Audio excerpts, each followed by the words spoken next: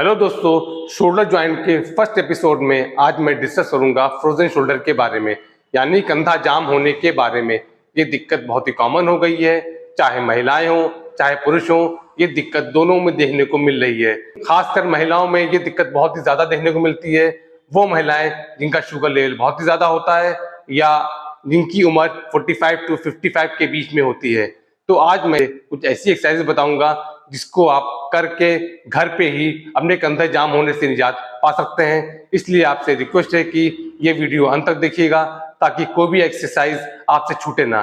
और अगर आप हमारे नए व्यूवर्स हैं तो हमारे चैनल को सब्सक्राइब कर लीजिए ताकि हेल्थ से रिलेटेड और भी जानकारी आपको मिलती रहे। मैं doctor Mahmood Ahmad, senior physiotherapist, Physiovedic rehabilitation centre, Rajendra Nagar, Lucknow.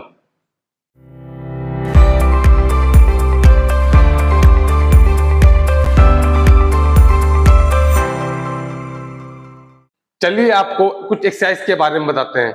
Exercise करने से पहले आपको 10 से 15 मिनट कंधे पे आपको इस पोर्शन पे सिकाई करनी है। ये आपकी डेल्टॉइड मसल्स और जो कंधा आपका जाम होता है इस पोर्शन पे आपको सिकाई करनी है। जब आप सिकाई करते हैं तो जो आपका जो डेल्टॉइड मसल स्टिफ होती है वो सॉफ्ट हो जाती है और वहां का सर्कुलेशन बढ़ जाता है। तो जब एक्सरसाइज करेंगे तो आपको आसानी होगी।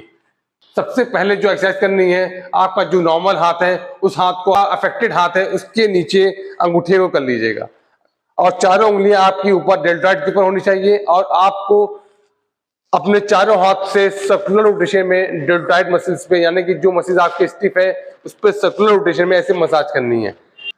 ऐसे मसाज करने से आपको फायदा ये होगा कि जो आपने सिकाई की है और उसके बाद जब मसाज करेंगे तो यहाँ का सर्कुलेशन बढ़ जाएगा, जो वहाँ पे एडिशंस होते हैं यानी कि जो स्टिफनेस होती है वो कम होती है और जब आप एक्सरसाइज करेंगे इससे आपकी रेंज बढ़ने में और आसानी होगी।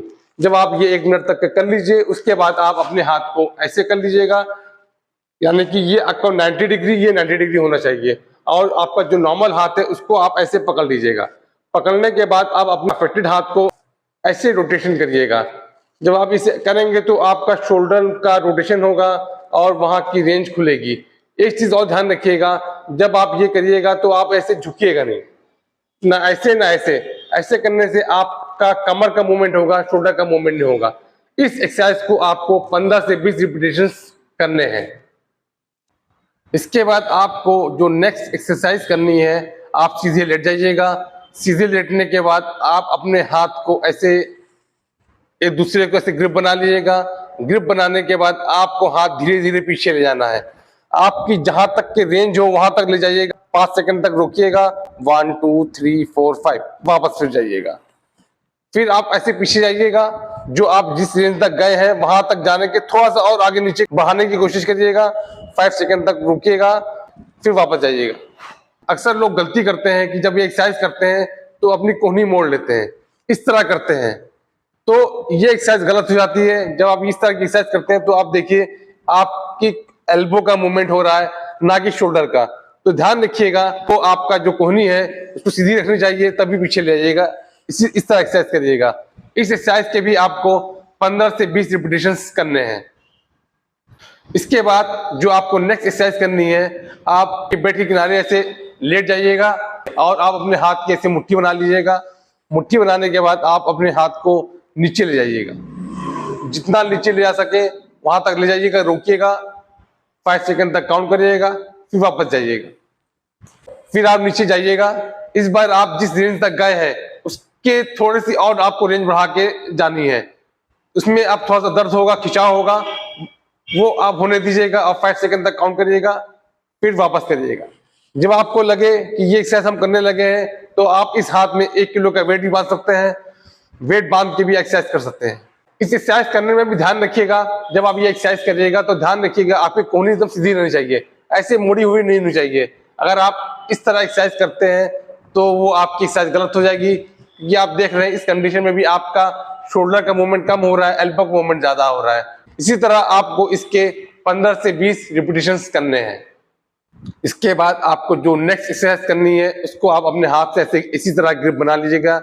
ग्रिप बनाने के बाद आप अपने दोनों हाथों को सर के नीचे रख लीजिएगा। तो आपको हाथ का मूवमेंट पहले आप दोनों हाथों को ऐसे मिलाइएगा, फिर नीचे गिराने की कोशिश करिएगा।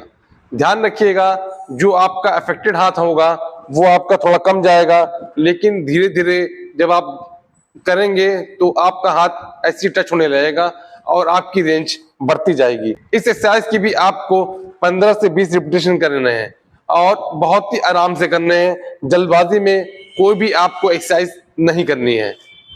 इसके बाद जो आपको नेक्स्ट एक्सरसाइज करनी है उसके लिए आप एक बार टॉवल ले लीजिएगा।